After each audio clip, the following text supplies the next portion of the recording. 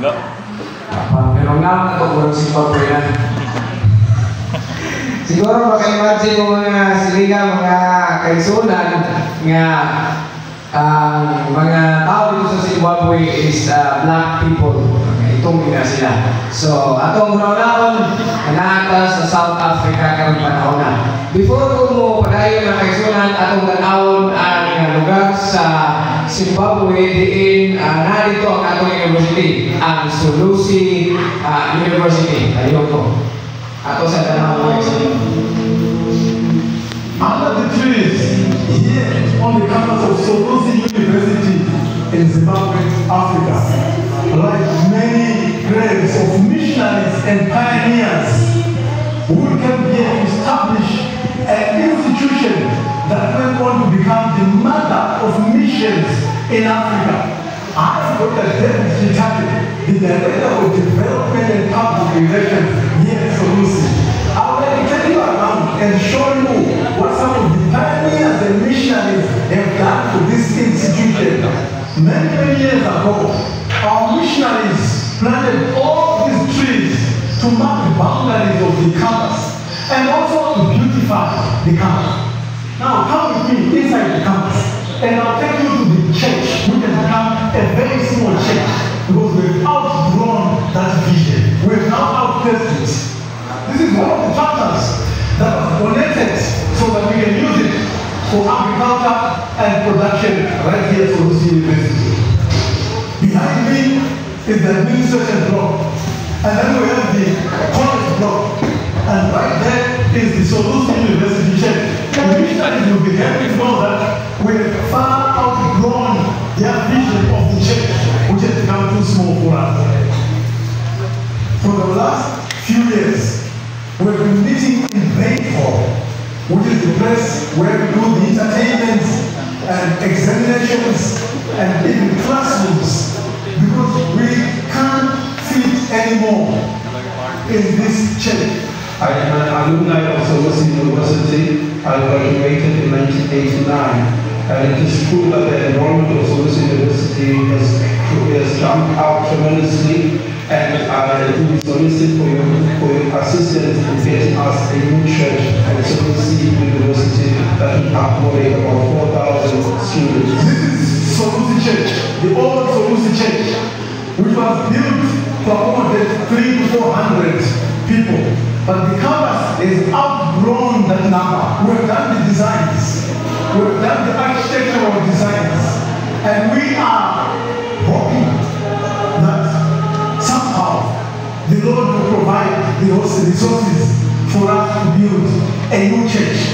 Because we train young people to respect worship and places of worship, and we can't do that completely right now unless we have a new church to worship. So we need that church so that that thing can take place.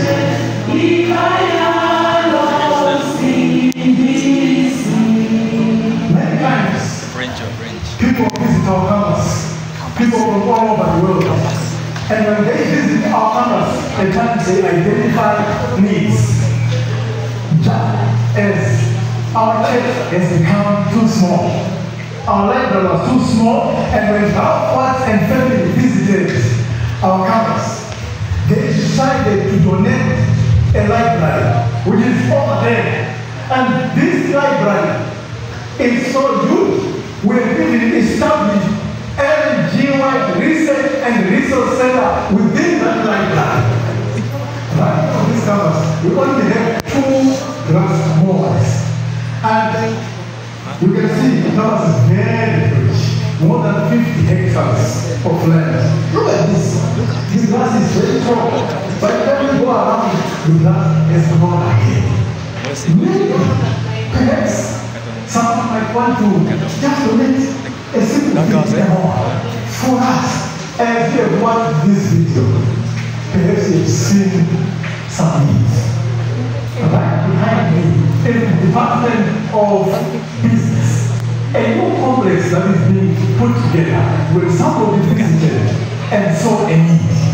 But we needed a complex for Department of Business. and connected together with friends and also other resources for the university. And now we have 16 persons and 4 computer labs who is putting furniture and other equipment. You know, you have seen and listened and you have had a view of our campus, Solos University. Yes, you might want to visit our campus. You are very welcome. Perhaps you would like to live a legacy. Just like our pioneers, living a legacy. And today, this campus is what it is because of their mission. Perhaps you might want to visit our website. And on our website, you will come across so many other things. You might identify other things that you want to contribute to. This is our website. Our website is www.solusi.ac.zw.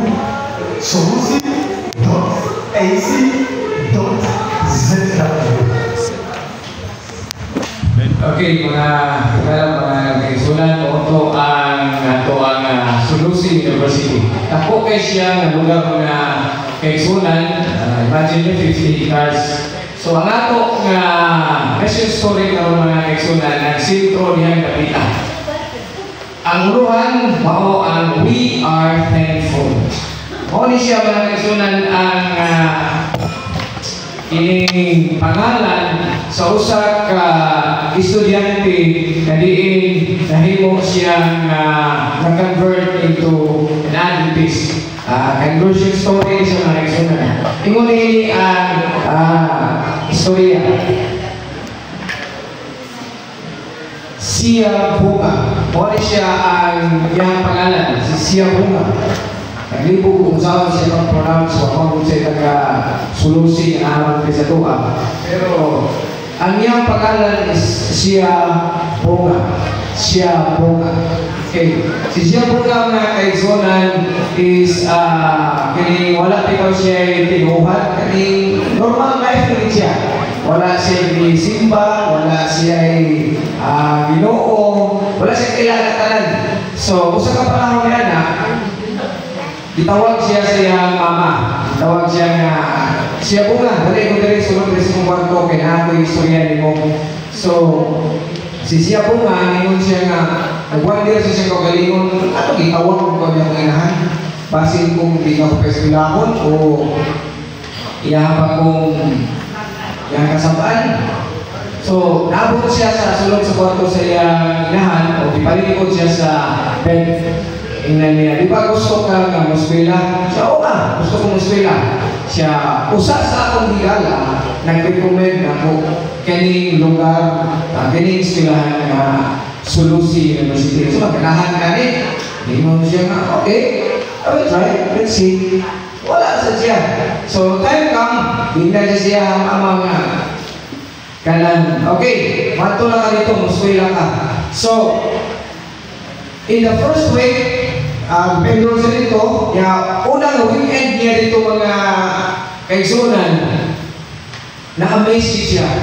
Kaya na bang, imagine mo ang tao nagikan sa kaya wag kailangan mo sa Ginoo, wag kailangan mo sa simbahan, lakwat sa lang dari iskulaki. So, naabot siya ditong napita, natingala siya ng, sorry, usang di magkakali, mura maniyog. Para niya, langit daw.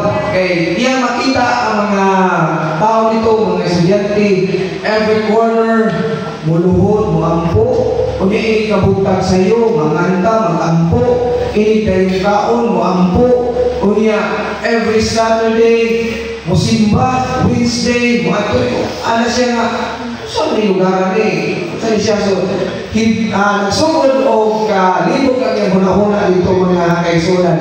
So, after sa pila kasimana niya na pag-stay dito, ning decide siya na magtuon sa nilingbalaan ng kasulatan. O ang tanan niya ng mga pangutana sa iyang kagalingon na kaisulan dito niya natupag. So, ning-decide siya sa kagalingon niya magpa-bautismo. Karon ang problema kay basin kung kasabaan siya mama papa. So, nagwaduha na po siya o storya, nana na po siya kung saan ka na ako nino. So, Pero ang iyang kasing-kasing o una-una, tibok na yun ang iyang conversion niya, mo pailawang siya sa sugo sa Ginoo. Kung iyang ipasulat ang iyang kanan ng mga kasalanan mga kaigsunan. So, ihagin na ng iyang mama. Siya, ma, dito sa Sulusi, katong akong isulahan, ganahan ko dito kay nausap ang akong paglantaw sa akong kinabuhi. Kanya, ganahan ko nga kanang mo-join sa maong church. Niingon na niyang mama, okay, no problem. We have same God that we worship. On a state yun sa iyang inahan. So, nalipay kayo siya buka. So, ni-approach po siya sa iyang amahan. Karoon, ang iyang amahan, iyapong ingnan. Yan, ingon po rin naman, wala problema. Kay, parehas naman tao Ginoo na amang kasulod sa earth. So, wala problema. Padayon nila ang asa na malipay. So, gisuportaran siya po nga mga kaigsunan. So, kanina ang word nga siya po nga, muna siya ang native word sa ilang lugar dito sa kining gitawag nila o nila dito sa ilang lugar sa Zimbabwe nga kining we are thankful. Kami papasalamaton. So, muna ang meaning siya pangalan siya po nga. Nang hinaot karon si siya po nga mga kaigsunan, nag-eskwela siya og English and Communication. Niya ganahan sa siya og journalism. Niya hinaot siya nga masuportahan ang iyang pagtungha dito sa atong nakita sa video mga kaigsunan ni Sulusi University o mga more pa ng mga tabang operations para sa silahan tulungan. Nang hinaot siya, kaunta part sa atong kapatid sabat, abot dito sa ilang tulungan. So, mo siya naisunan, karon si siya po nga nagpadayon pag-eskwela dito sa Sulusi University. So, mo ang atong mission report nga usa sa atong tulungan aduna yoy conversion story ng naisunan. Hinaot ko nga ato kong makuhaan o mga pagtulungan samtang kita ang kinabuhi. Nga, Kristo.